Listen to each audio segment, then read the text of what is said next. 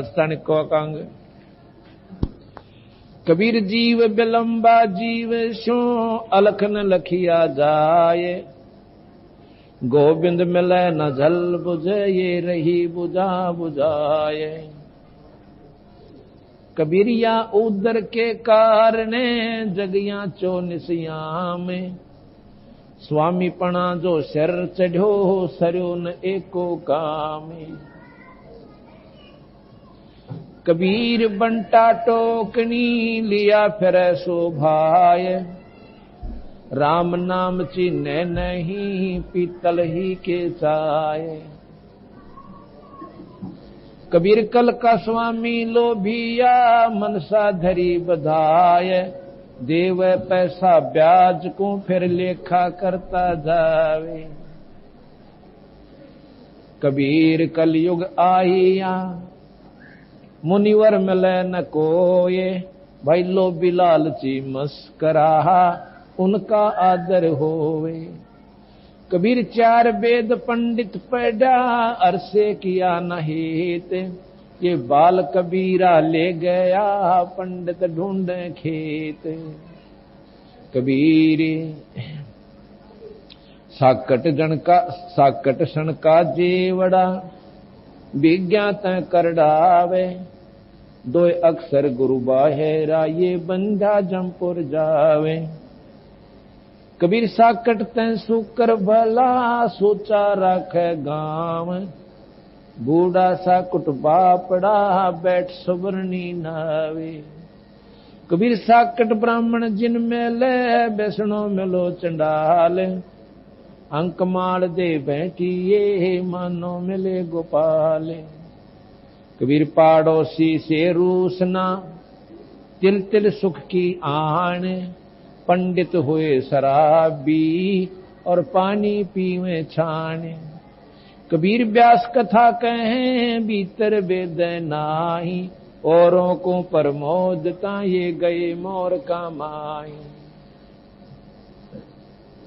कबीर चतुराई सुव पड़ी सोए पिंजर माही, फिर प्रमोद आन को अपन समझे नाही। कबीर रास पराही राखता खाया घर का खेत, औरों को प्रमोद ता मुंडे पड़ गया रेत।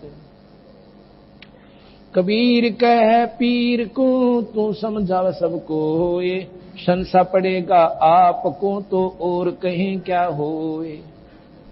कबीर तारा मंडल बैठ के ये चांद बढ़ाई खावे, उदय भया जब सूरज का स्यों तारा छिप जावे। कबीर देखन के सबको भले जैसे शीत के कोटे, रवि के उदय ना दिसे ही और बंधे न जल की पोटे। कबीर सुनत सुनावत दिन गए उलझ न सुलझा मन, कह कबीर चेत्या नहीं अजहूं पहला दिन। कबीर तीर्थ कर कर जगमोया उड़े पानी नहाए, रामई राम ना जप्या ये काल घसीटे जाए। ग्रीव गंगा काठे घर करे पीवे निर्मल नीर, मुक्ति नहीं हरि नाम बिना यों कह साहिब कबीर। कबीर इस संसार को समझाऊं के बारे, पूछ जो पकड़े बेड़ की उतरा चावे पारे। कबीर पद गाया मन हर्षिया साखी कहा आनंद, सो तत नाम न जानिया गल में पड़ गया फंद। कबीर मन फूला फिरे करता हूं रधर्म, करोड़ कर्म सिर ले चला चेतना देखे ब्रह्म। कबीर कथनी कथी तो क्या भया जे करनी ना ठहराए, कलाबूत के कोट जो देखत ही दे जाए। कबीर करता दिखे कीर्तन ऊंचा कर कर तूड़े, ये जाने बूझे कुछ नहीं यों ही आधा रूंडे। कबीर करता दिसे कीर्तन ऊंचा कर कर तूड़े, जाने बूझे कछु नहीं यों ही आधा रूंड।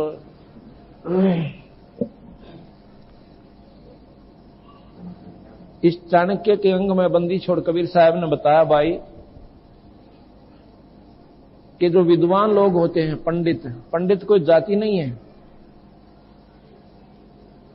आज जिनको हम पंडित कहते हैं वो पंडित नहीं है। पंडित वो हैं जो विद्वान होते हैं, शास्त्रों के ज्ञाता होते हैं। और पहले काशी जी के अंदर एक काशी विद्यापीठ से जो उस विद्या को पास करके और वहां से जो वहां की डिग्री प्राप्त करता था उसको पंडित जी कहा जाता था। विद्वान को पंडित कहते हैं, ज्ञानी कहते हैं। वो किसी भी जाति का हो सकता है। मेरे दादा गुरु छावले के जाट थे। वो विद्या काशी पीठ में पढ़कर और 4 विषय के आचार्य बन गए थे। आज उनको पंडित चिदानंद जी के नाम से जाना जाता है और गोपालपुर में उनका आश्रम बना हुआ है। मेरे स्वयं गुरुदेव इस नकली फीत के अनुसार ब्राह्मण थे। वो कभी पंडित नहीं कहते थे अपने आप को, क्योंकि वो कहते थे मैं संत हूं, मैं विद्वान नहीं हूं। और गुरुदेव उनके पंडित थे। वो जाट होते हुए पंडित कहलाते थे और वो ब्राह्मण होते हुए पंडित नहीं कहलाते, संत राम देवानंद जी महाराज कहलाते थे। तो हमने जो अनजान आंट ला रखी है यही कबीर साहब ने सुलझाई है भाई। अब कोई पीछे वैद लिख लेते हैं कई भाई, फलाना राम वैद, फलाना राम वैद, उनके बेटे भी वैद, उनके पोते भी वैद और सारी पीढ़ी वैद। और जाड़ के दर्द की दवाई ना जानते, वो वैद क्या के? कोई वैद नहीं है, वो सिर्फ एक नकली फीत है। वो एक समूह का नाम वैद हो गया। इसी प्रकार एक समूह को ब्राह्मण कह सकते हैं, वो मोहल्ला कह सकते हैं, जैसे नाम धर लें फलाना मोहल्ला, बाकी वो ब्राह्मण पंडित नहीं है। ब्राह्मण सोए जो ब्रह्म पिछाड़ है। ब्राह्मण था सुदामा, उसकी पत्नी रोली पीट ली और भूखे उसका आगे बालक सोया करते थे अन्न के अभाव से। लेकिन एक बार भी उसके मुंह से नहीं निकला कि मैं कृष्ण से मांग लाऊंगा। वो कहता था जो मांगता वो ब्राह्मण नहीं है और मेरे भाग में है वो मुझे मिलेगा, वैसे मैं नहीं मांगूंगा किसी से। मांगन से मरना भला, मत मांगो कोई भीख। मांगन से मरना भला, ये सतगुरु की सीख। मांगन मरण समान है, मत मांगो कोई भीख। और भाई मांगन तो मरना भला, यह सतगुरु की सीख। वो इस बात को पूर्ण रूप से जानते थे सुदामा जी, लेकिन वो उनकी पत्नी ना मानी, फिर भी वो उनके पास चले गए। ना मानने से, दबाव देने से 7 दिन कृष्ण जी के पास रह के आगे अपने मुंह से ये नहीं कहा कि हम भूखे सोते हैं। कृष्ण जी पूछे कि हाल है विप्र जी? अकति मौज हो रही से महाराज जी, थारे बागते ठाठ हो रहे, कोई दिक्कत नहीं है। और 7वें दिन नौका ने उठ के आ गया, उसको ब्राह्मण कहते हैं। अरे डोंगरच के अपना पेट भरने की खातिर दुनिया को गुमराह करते हैं, वो तो महाराज ने उनको साकेट कहा है, वो ब्राह्मण नहीं है।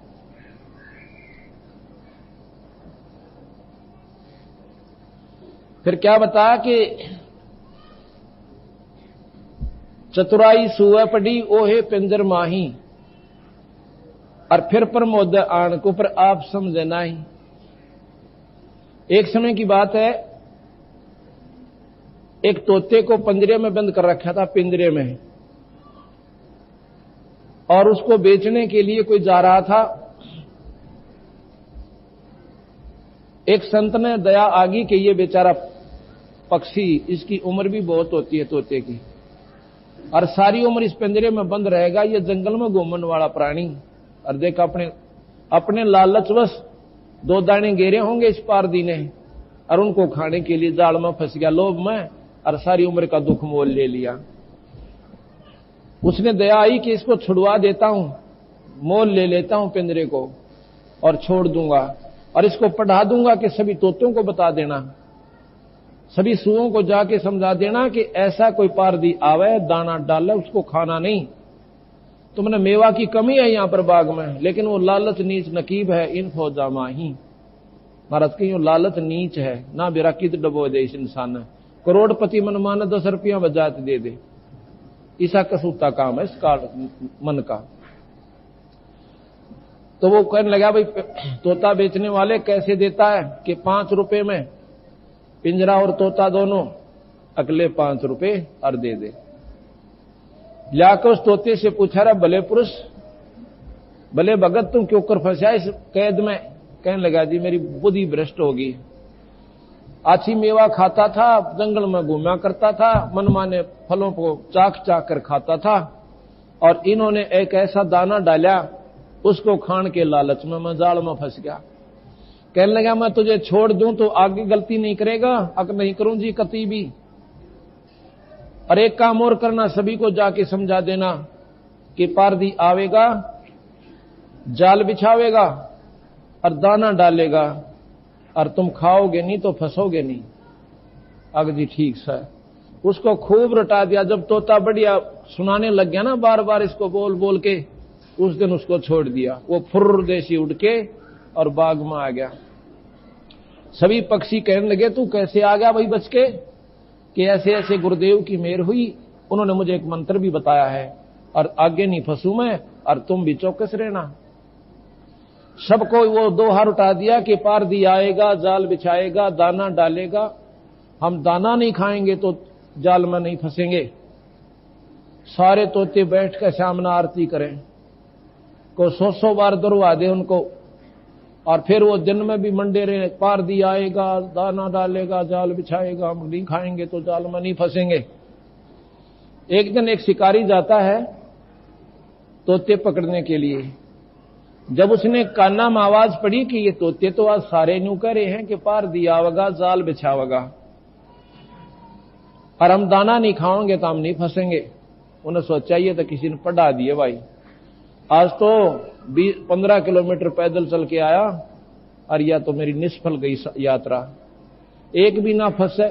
फिर उन्हें सोचा चल आया है ना, जाल तो बिछा, ये ना तो कोई और पक्षी फंसेगा, खाली तक के जाऊंगा। उसने जाल बिछा दिया दाने डालकर।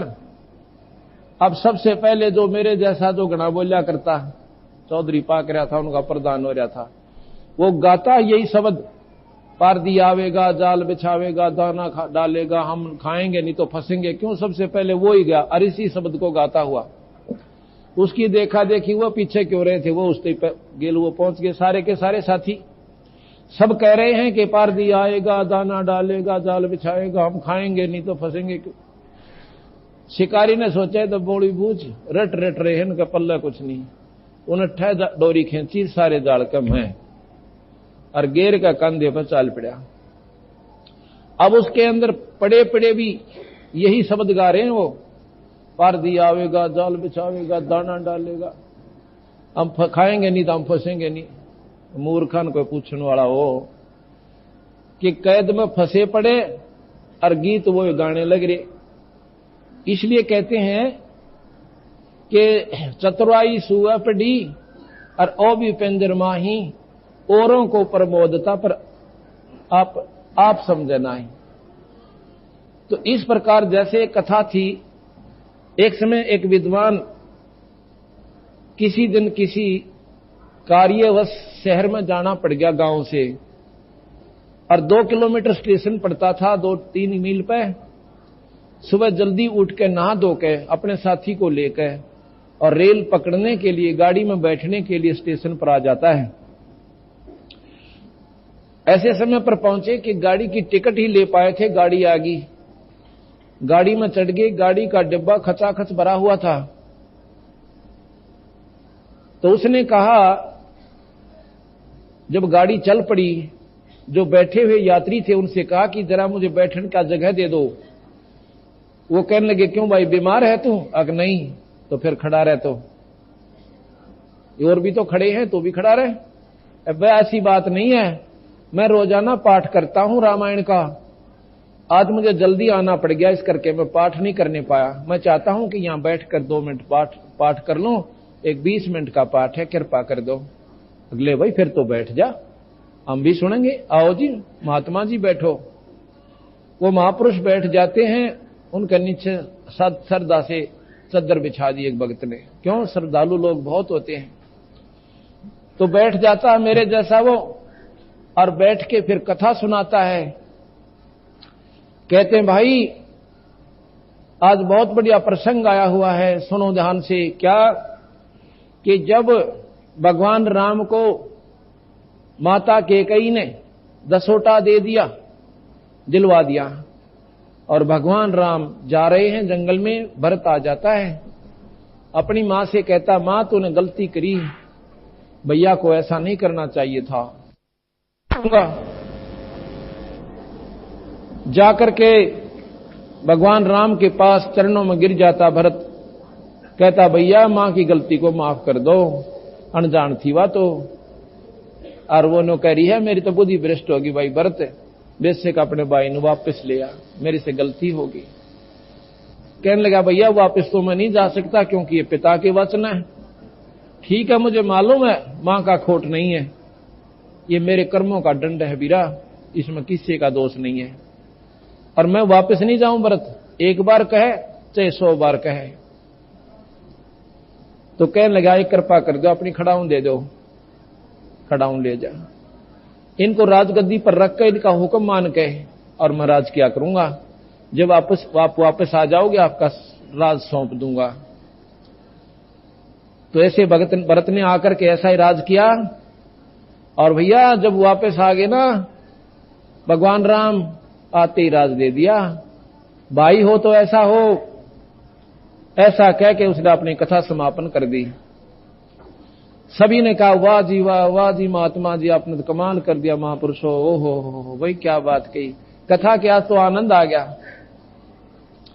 एक भक्त ने प्रार्थना करी कि महापुरुषो आज हमारे घर चलो, यही रास्ते में आता है वहीं उतर लो। कहने लगा नहीं आज नहीं जा सकता। ना जी चलो, आज तो जरूर चलना पड़ेगा। नहीं आज नहीं जाऊंगा मैं, आज मुझे जरूरी काम है।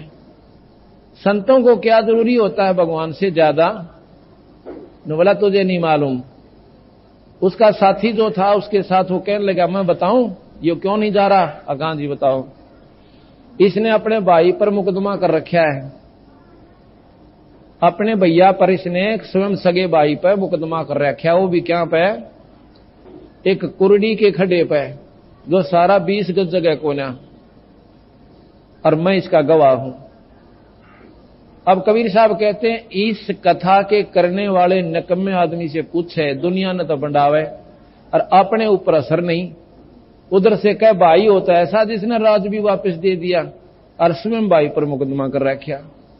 इनके लिए बंदी छोड़ कहते हैं कि व्यास कथा कहें और भीतर वेद नाही, ये व्यास जी द्वारा लिखी गई कथाओं को कहते हैं, पढ़ते हैं और भाई अंदर जान नहीं देते, उस पर अमल करते नहीं, तो स्वयं भी नरक में और औरों पर असर हो क्या उसका। यहां कहा कि रास पराई राखता खाया घर का खेत, भाई औरों को प्रमोद त्या फिर मुंडा पड़ गया रेत। तारा मंडल बैठकर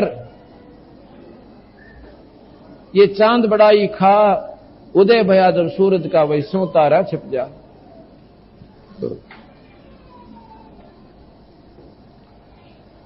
कबीर तीर्थ कर कर जगमुया, भाई उड़े पानी नहा। अब तीर्थ में क्या होता है? एक तालाब हो सा लंबा चौड़ा, 2-4 मंदिर बने हुए होते हैं और 5-4 घाट, और उसमें स्नान करके ये प्राणी अपनी मुक्ति चाहता है। महाराज कहते हैं परमात्मा के नाम बिना पीछा ना छूटे, यू काल घसीट के ले जाएगा केस पकड़ के तेरे। अगर इसे पानी में नहान तो पीछा छूटता हो तो इस आसान काम में कोई ना, हर व्यक्ति जा सकता है और सारे तीर्थ कर सकता है, सारी उम्र में कोई बड़ी बात नहीं है। तो इस प्रकार ये साधना आपकी कति गलत है। अब आप जाते हो तीर्थ पे, वहां पर एक पुण्य हुआ मान लीजिए, और जितने जीव वहां तक मारे और स्नान करते हुए मारे, वो तेरे पाप में यानी आपके पाप कर्मों में लिखे जाएंगे, और पुण्य 1 और पाप करोड़, अब दोनों भोगने पड़ेंगे। कबीर साहब कहते हैं कबीर मन फूला फिर मैं करता हूं रे धर्म, और ये करोड़ कर्म सिर ले चला, ये कोट दुष्कर्म सिर ले चला, और यो चेत न चीना भ्रम। ये इतना बेरा भी ना पटा, कितने पाप ठोक लिया गठड़ी बांध के।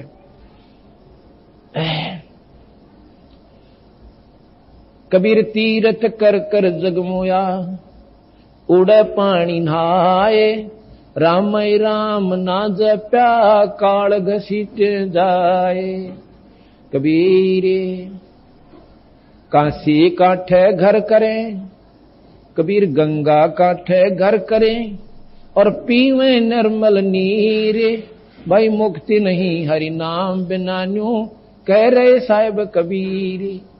नाम के बिना जीव छुटकारा नहीं है, चाहे गंगा के किनारे मकान बना कर रह लो। गंगा का कार्य है, पवित्र जल है, सभी से उत्तम जल है इस वर्ल्ड का, इस संसार में सबसे निर्मल और स्वच्छ जल है। लेकिन जल जल का ही कार्य करेगा, ना कि मुक्ति का। ऐसा लिखा है शास्त्रों में, शिव पुराण में, कि जब गंगा ने नीचे आना पड़ा मृत मंडल में, वो भगवान विष्णु के सामने रोती है, कहने लगे भगवान मैं जाऊं कैसे, उसमें पापी लोग नहाया करेंगे मेरे में और मैं पापनी हो जाएंगी। तो उसमें भगवान ने कहा कि तेरे अंदर संत स्नान किया करेंगे और तेरे पाप काट देंगे। जब गंगा स्वयं संतों से पाप कटवाती है तो बंदी छोड़ कबीर साहब यही कहते हैं कि संत रूपी गंगा के पास जाकर उसमें गोते ला ले। जो गंगा के भी पाप काटे, आप उसी से क्यों ना डायरेक्ट कटवा लो। इस प्रकार इन बातों को सोचने बिना बात रहेगी। कैसे गंगा काठे घर करें पीवे निर्मल नीर। भाई मुक्ति नहीं हरि नाम बिना यो कह साहिब कबीर। कबीर इस संसारे को समझाऊं कै बारे। ये पूछ पकड़ रे भेड़ की और उतरा चावे पारे। ओए होए, अच्छी तेज दरिया बह रही है और किसी ने पूछ लिया कि मैंने दरिया से पार जाना है, और अनजान ने, जिसने स्वयं नहीं ज्ञान था कि कैसे पार होता है, एक भेड़ की पूंछड़ पकड़ा दी कि इसको ऐसे नदी में डाल देना और तुझे परले पार निकाल देगी। ये छोटी साधना, ओछी साधना भवसागर से पार करने की नहीं है। ये तो ऐसे है जैसे भेड़ की पूंछ पकड़े बैठे हो। वो कौन कौन सी? तीर्थ और व्रत करना, केवल पाठ शास्त्र का करते रहना और पूर्ण परमात्मा सतपुरुष कबीर साहब का जाप ना करना। ये पेट भेड़ की पूंछ बताई। ये कनागत, श्राद्ध, रोजे, ये सब आपको यहीं उलझा कर रखने योग्य हैं कि कब के हैं। भगवान कृष्ण ने गीता में यही कहा है कि जो शास्त्र विहीन जो साधना करते हैं वो नरक में जाते हैं सीधे। उसमें ओम मंत्र का महत्व बता रखा है भगवान कृष्ण ने कि ओम जाप कीजिए और बाकी शास्त्र विहीन कोई भी कार्य मत कीजिए। कर्मकांड से जीव यही चक्कर काटता रहेगा। कबीर पद गाया मन हर्षिया, साखी कहा आनंदे। सो तत नाम न जानिया, ये गढ़ में पड़ गया फंदे। कबीर कथनी कथी तो क्या भया, जे करनी ना ठहराए। भाई कलाबूत के कोट जो देखत ही डर जाए। कथनी, मैंने कथा सुनाई, आपने याद कर ली, वो आपने आगे सुना दी। और करनी करें कोई ना, जैसे उस तोते ने स्वयं सुना और आगे फिर कथा गा दी। इस प्रकार कबीर साहब कहते हैं कि कथनी करनी तज कथनी कथें, अज्ञानी दिन रात, और भाई कोकर जो भौकत फिरें ये सुनी सुनाई बात। ये चार कथाएं आप भी सुन सकते हो, आप पढ़ भी सकते हो। रामायण का सब न पता लग गया और महाभारत का ज्ञान सभी को है। गीता जी का भी ज्ञान आप कर सकते हैं क्योंकि हिंदी के अंदर उसका ट्रांसलेशन हो चुका है। तो इससे कोई लाभ नहीं होगा जब तक हम करनी नहीं करेंगे, राम नाम का बीज इस खेत, श्री रूपी खेत में नहीं बोएंगे। अब बीज के ऊपर है। अगर आप भगवान कृष्ण विष्णु का जाप करोगे तो स्वर्ग लोक जाओगे। स्वर्ग में पुण्य, नरक में पाप, और 84 का चक्कर न्यो का न्यो। भगवान शिव की साधना करोगे, विष्णु शिव लोक में जाओगे, जन की उपाधि पाओगे। जब वो पदवी खत्म हो जाएगी, आप फिर दोबारा मर्त मंडल में, स्वर्ग में और नरक में और चक्कर काट कर फिर 84 में जाओगे। कबीर साहब की साधना करोगे तो आपको स्वर्ग नरक में नहीं जाना पड़ेगा, आपको सीधा सतलोक जाना पड़ेगा। वहां जाने के बाद जीव का फिर दोबारा मरण नहीं होता। वहां हमारे परिवार होगा, वहां सारी मौज होगी, वो स्थायी परिवार होगा। ये अस्थायी और टेम्परेरी रिलीफ हमारे को यहां मिला हुआ है। अब आगे कहा कि कर्ता दिशा कीर्तन ऊंचा कर तूड़, जैसे आपने देखा होगा। अब जैसे महाराज ने कहा कि कर्ता दिशा कीर्तन, कीर्तन कैसे करते हैं, जैसे माता का जागरण देखा हमने कई बार। कहते हैं सारी रात ढोलकी लेकर और मंडे रहते हैं, सारे बोलो जय माता दी, पिछले बोलो जय माता दी, अगले भी बोलो जय माता दी। हमने नहीं सुना जय माता दी, वो गला पाड़ लिया और वो का हमने बिना सुना जय माता दी। चलो कोई बात नहीं, पर इससे लाभ नहीं है। अब ये बात आपको खटकेगी, अग्नियों के ऊपर कह दिया महाराज जी ने कि माता की जागरण से लाभ नहीं है। ये तो माई का आपने महिमा सुनी सारी रात, तू शेरा वाली है, तू लट्टा वाली है, तू यूं कर देती है, तू ऐसे कर देती है। जैसे आप बिजली की महिमा गाओ, क्योंकि बिजली के गुणों का आपको ज्ञान है। तू पंखा चलाती है, तू कूलर चलाती है, तो पानी की बर्फ बना देती है, तो जो है यहीं पर शिमला बना देती है, सानी का हमारा कुटी कर देती है, सानी काट देती है, पशुओं का चारा काटती है, दूध बिलोती है और आटा पीस देती है, और फैक्ट्री चला देती है। तो बहुत ही सुखदाई है, इसके गीत बना लो, फिर कहने लग जाओ जय बिजली दी, पिछले बोलो जय बिजली दी, अगले बोलो जय बिजली दी, पर वो कोई लाभ नहीं आपको। कब होगा लाभ? जब उसका कनेक्शन ले लोगे। सारा कुंभ आरती करें जाइयो बिजली की, घर बैठकर कनेक्शन मत लेना, जो आपके घर में एक आने का लाभ बोले गारंटी देते हैं। पर यह बिना समझ के लोगों ने, क्यों वो मीठे सुरीले शब्द, अरे एक लाल ने बोतल की घूंट दारू की, सारी रात बांटे जा और गेला हम ना डलाएं जा बैठे बैठे, इससे कोई लाभ नहीं होगा। वो तो पद गाया मन हर्षिया, उनकी मीठी सुरीली बात से आप प्रभावित होगे, ये कान का रस है। पद गाया मन हर्षिया और साखी का आनंद, और तत्व भेद ना जान, तत्व नाम ना जानिया, फिर गल में पड़ गया फंद। कनेक्शन कैसे मिले? मान ले अपने माता का ही जाप लाभ लेना है, ये तीन लोक की सुप्रीम पावर है, ब्रह्मा विष्णु महेश से भी शक्तिशाली है। ब्रह्मा विष्णु महेश की 4 भुजा है, इसकी 8 भुजा, ये तीनों की मां है। अगर आप इसका भी जाप करना चाहते हो तो उनके नुमाइंदे संत से मिलो, जिन्होंने नाम की साधना करके माई का वो प्रत्यक्ष दर्शन कर रखे हैं, और फिर उसी विधि से आप रहो। उसकी जय बोलने तक काम नहीं चलेगा, और फिर वो माता के लाभ देगी।